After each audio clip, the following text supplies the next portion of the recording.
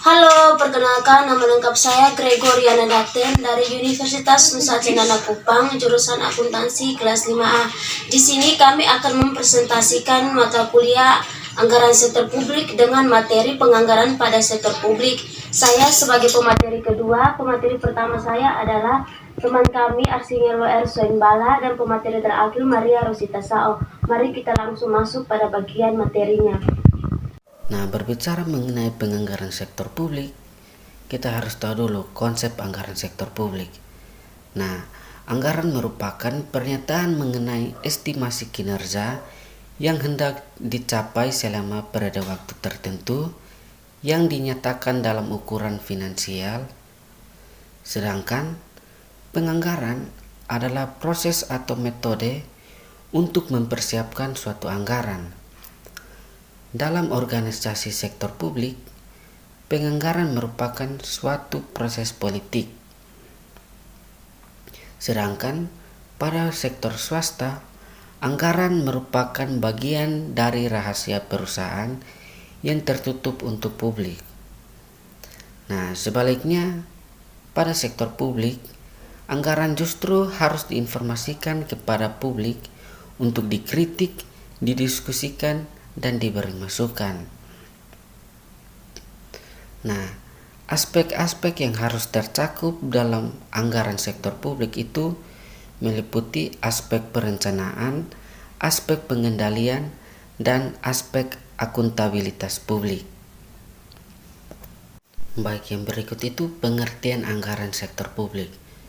Nah, anggaran publik adalah rencana kegiatan dalam bentuk perolehan pendapatan dan belanja dalam satuan moneter. Secara singkat, dapat dinyatakan bahwa anggaran publik merupakan suatu rencana finansial yang menyatakan yang pertama, berapa biaya atas rencana-rencana yang dibuat, dan yang kedua, berapa banyak dan bagaimana cara memperoleh uang untuk mendanai rencana tersebut. Yang berikut pentingnya anggaran sektor publik. Nah, yang pertama itu anggaran merupakan alat bagi pemerintah untuk mengarahkan pembangunan nasional ekonomi, menjamin kesinambungan dan meningkatkan kualitas hidup masyarakat. Yang kedua, anggaran diperlukan karena adanya kebutuhan dan keinginan masyarakat yang tak terbatas karena adanya masalah keterbatasan sumber daya. Yang ketiga, anggaran diperlukan untuk meyakinkan bahwa pemerintah telah bertanggung jawab terhadap rakyat. Dalam hal ini, anggaran publik merupakan instrumen pelaksanaan akuntabilitas publik oleh lembaga-lembaga politik yang ada. Yang berikutnya saya akan menjelaskan tentang fungsi anggaran sektor publik. Fungsi anggaran sektor publik ada 8, yaitu yang pertama, anggaran sebagai alat perencanaan. Anggaran sektor publik dibuat untuk merencanakan tindakan apa yang dilakukan oleh pemerintah berupa biaya yang dibutuhkan dan berapa hasil yang diperoleh dari belanja pemerintah tersebut. Yang kedua, anggaran sebagai alat pengendalian. Sebagai alat pengendalian, anggaran memberikan rencana detail atas pendapatan dan pengeluaran pemerintah agar dapat dipertanggungjawabkan kepada publik dengan baik dan benar.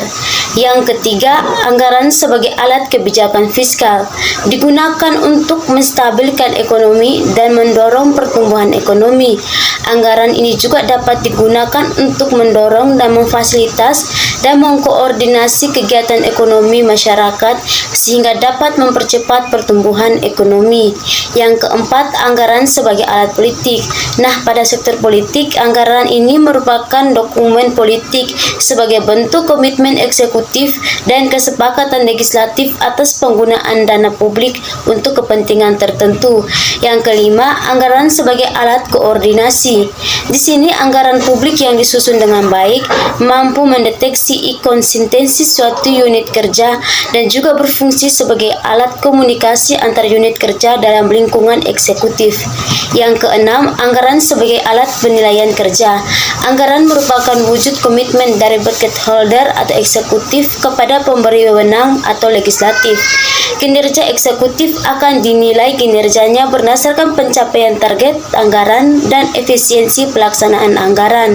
Yang ketujuh adalah anggaran sebagai alat motivasi. Maksudnya adalah target anggaran hendaknya jangan terlalu tinggi hingga tidak dapat dipenuhi, namun juga jangan terlalu rendah hingga tidak terlalu mudah untuk dicapai. Yang kedelapan adalah anggaran sebagai alat untuk menciptakan ruang publik. Masyarakat, lembaga swadaya masyarakat, perguruan tinggi, dan berbagai organisasi kemasyarakatan harus terlibat dalam proses penganggaran publik. Poin yang berikutnya adalah jenis-jenis anggaran sektor publik. Ada dua jenis, yaitu yang pertama, anggaran operasional. Anggaran operasional digunakan untuk merencanakan kebutuhan sehari-hari dalam menjalankan pemerintahan. Misalnya adalah belanja rutin, yaitu pengeluaran yang manfaatnya hanya untuk 1 tahun anggaran dan tidak dapat menambah aset atau kekayaan bagi pemerintah. Secara umum, pengeluaran yang masuk kategori anggaran operasional antara lain belanja administrasi umum, dan belanja operasi dan pemeliharaan. Yang kedua adalah anggaran modal. Anggaran modal menunjukkan rencana jangka panjang dan pembelanjaan atas aktivitas tetap seperti gedung, peralatan, kendaraan, perabot, dan sebagainya.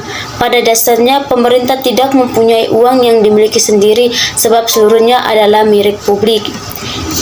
Poin yang berikutnya adalah prinsip-prinsip anggaran sektor publik. Saya akan menyebutkan ada 8 prinsip, yaitu yang pertama, otorisasi oleh legislatif, yang kedua, komprehensif, yang ketiga, keutuhan anggaran, yang keempat, non-discretionary appropriation, yang kelima, periodik, yang keenam, akurat, yang ketujuh, jelas, yang kedelapan, dapat diketahui publik. Poin yang terakhir adalah proses penyusunan anggaran sektor publik.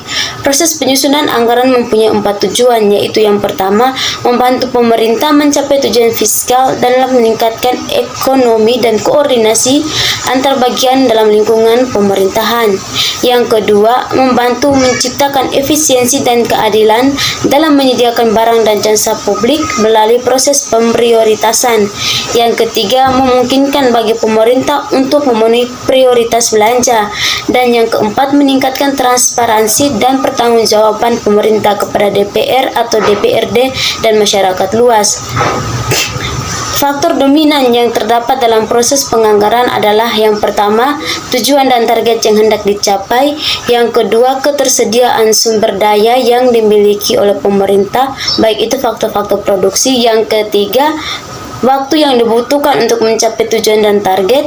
Yang terakhir, faktor-faktor lain yang mempengaruhi itu yaitu seperti peraturan pemerintah yang baru, fluktuasi pasar, perubahan sosial dan politik, bencana alam, dan sebagainya. Terima kasih. Perkenalkan, nama saya Maria Rosita Sao dengan NIM 19.100.211 sebagai presentator ketiga. Saya lanjut saja dengan materinya, yaitu mengenai prinsip-prinsip pokok dalam siklus anggaran. Richard Musgrave, seperti yang dikutip oleh Choi pada tahun 1989, mengenai mengidentifikasi pertimbangan. Mengapa pemerintah perlu memperhatikan atau terlibat dalam proses pengadaan barang dan jasa bagi masyarakat. Nah, ketiga pertimbangan tersebut antara lain yang pertama stabilitas ekonomi, yang kedua ada retribusi pendapatan, dan juga yang ketiga ada alokasi sumber daya. Nah, lemahnya perencanaan penganggaran akan mempengaruhi adanya istilah underfinancing, yakni pengurangan pembiayaan, atau juga adanya istilah overfinancing, yaitu kelebihan pembiayaan yang mana akan mempengaruhi tingkat efektivitas dan efisiensi dalam anggaran itu sendiri. Nah, di dalam siklus anggaran ini terdapat 4 tahap. Apa saja sih tahapan-tahapannya? Yang pertama yaitu tahap persiapan perencanaan anggaran atau biasa disebut dengan budget preparation. Nah, pada tahap ini dilakukan tafsiran pengeluaran terhadap tafsiran pendapatan yang tersedia. Nah, hal yang perlu diperhatikan dalam proses penyusunan suatu tafsiran pengeluaran yaitu harus adanya tafsiran pendapatan yang akurat. Nah, tahapan yang kedua yaitu tahapan ratifikasi penganggaran atau biasa disebut dengan budget ratification. Nah, di dalam tahap ini terdapat proses politik yang cukup rumit dan berat. Mengapa sih dikatakan cukup rumit dan berat? Karena seorang manajer dituntut tidak hanya memiliki managerial skill, namun dia juga harus memiliki politik skill, salesmanship, dan juga calculation bugging yang cukup memadai. Tahapan yang ketiga yaitu adanya pelaksanaan anggaran atau biasa disebut dengan budget implementation. Nah, sistem informasi akuntansi dan juga pengendalian manajemen yang memadai sangat dibutuhkan atau diperlukan dalam proses pelaksanaan anggaran. Nah, manajer keuangan selaku yang bertanggung jawab untuk menciptakan sistem informasi akuntansi yang memadai dan juga handal untuk proses perencanaan pelaksanaan penganggaran yang telah disepakati, yang mana akan dibutuhkan juga pada saat periode-periode selanjutnya. Nah, tahap yang keempat yaitu tahap pelaporan atau juga evaluasi anggaran. Nah, ketiga tahapan yang telah dijelaskan seperti tahap perencanaan, tahap ratifikasi, dan juga tahap implementasi, ia terkait dengan operasional perencanaan. Sedangkan untuk tahap yang keempat itu yaitu tahap penganggaran, tahap evaluasi dan juga pelaporan anggaran, dia terkait dengan akuntabilitas. Nah, didukung dengan implementasi dari sistem informasi akuntansi dan juga pengendalian manajemen yang baik, maka tidak akan terdapat banyak masalah pada tahapan yang keempat ini. Selanjutnya mengenai pendekatan penganggaran pada sektor publik. Nah, terdapat dua pendekatan penganggaran pada sektor publik. Apa saja sih pendekatannya? Pendekatan yang pertama yaitu pendekatan tradisional, dan pendekatan yang kedua adalah pendekatan New Public Management. Saya akan menjelaskan pendekatan tradisional terlebih dahulu. Nah, anggaran tradisional merupakan pendekatan yang banyak digunakan di negara-negara berkembang. Apa saja sih ciri-cirinya? Ciri yang pertama yaitu cara dan penyusunan anggarannya itu bersifat inkrementalisme. Kemudian ciri yang kedua, struktur dan juga penyusunan anggarannya itu bersifat line item. Ciri yang ketiga ini bersifat sentralisme. Ciri yang keempat tahunan, dan ciri yang kelima dia menggunakan prinsip-prinsip jumlah bruto. Nah, di dalam pendekatan tradisional ini, dia memiliki tiga proses. Nah, proses yang pertama, pihak atau lembaga yang membutuhkan anggaran, dia akan mengajukan perencanaan anggarannya itu kepada kepala eksekutif sesuai dengan pengeluaran yang hendak dibuat. Kemudian proses yang kedua yaitu kepala eksekutif mengumpulkan semua perencanaan penganggaran pada proses pertama, kemudian dia memodifikasi semuanya, kemudian dia akan menyampaikan atau mengajukannya kepada badan legislatif. Nah, proses yang ketiga, setelah merevisi semua jumlah penganggaran, badan legislatif kemudian menuliskan jumlah penganggaran yang disetujui menggunakan pendekatan tradisional. Pendekatan yang kedua yaitu pendekatan New Public Management. Nah, pendekatan New Public Management ini dia berorientasi pada kinerja dan bukan pada kebijakan, yang mana fokus organisasi sektor publiknya itu dia berorientasi pada outcome atau hasil dan bukan pada input atau output.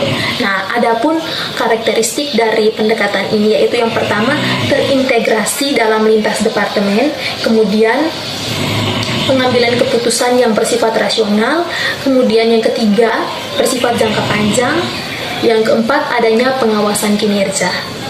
Nah, paradigma dari New Public Management ini dia telah melahirkan beberapa teknik dari penganggaran. Nah, apa saja sih teknik dari penganggaran tersebut? Teknik yang pertama yaitu anggaran kinerja. Nah, anggaran kinerja ini dia dibuat untuk mengatasi kelemahan dari pendekatan tradisional. Dan yang kedua itu ada program budgeting. Nah, program budgeting ini dibuat untuk menekankan pada efektivitas penyusunan perencanaan program kerja. Yang keempat ada zero based budgeting, di mana dia dibuat untuk mengatasi kelemahan dari pendekatan inkrementalisme dan juga line item, yang mana anggarannya tuh diasumsikan mulai dari nol. Teknik yang keempat yaitu planning, programming, and budgeting adalah penganggaran di mana pengeluaran primernya itu dikelompokkan berdasarkan kegiatan dari program kerja atau aktivitas dari program kerja, sedangkan kalau pengeluaran sekundernya itu dia dikelompokkan berdasarkan jenis atau objek dan kinerja. Materi yang berikut adalah contoh penganggaran di organisasi sektor publik. Nah, terdapat 5 contoh penganggaran di organisasi sektor publik, yaitu yang pertama pemerintah pusat, yang kedua pemerintah daerah, yang ketiga LSM atau lembaga sertifikasi masyarakat, yang keempat yayasan, dan yang kelima itu partai politik. Nah, yang pertama itu pemerintah pusat.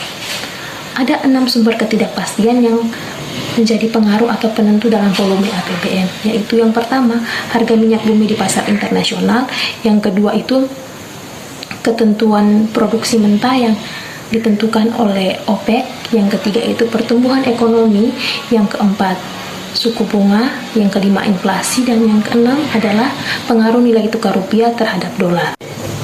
Nah, yang kedua adalah pemerintah daerah. Berdasarkan kebijakan APBD, strategi atau plafon yang ditetapkan oleh pemerintah dan juga DPRD, Kepala Satuan Kerja Perangkat Daerah selaku pengguna anggaran, mereka akan melaksanakan penyusunan anggaran kerja, penyusunan rencana kerja, dan juga anggarannya pada tahun berikutnya sesuai dengan pendekatan yang ditetapkan pada kinerja yang akan dicapai. Nah, yang ketiga itu ada LSM atau lembaga sertifikasi masyarakat. Nah, lembaga sertifikasi masyarakat ini dia berfokus untuk meminimalkan biaya overhead atau biaya publik. Nah, yang keempat adalah yayasan.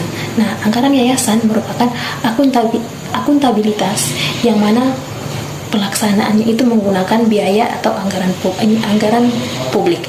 Nah, yang kelima itu partai politik. Nah, partai politik ini dia dananya itu bersumber dari yang pertama iuran dari anggota, kemudian sumbangan secara hukum yang sah, dan yang ketiga itu bantuan dari pemerintah. Sekian dari hasil presentasi kami. Terima kasih.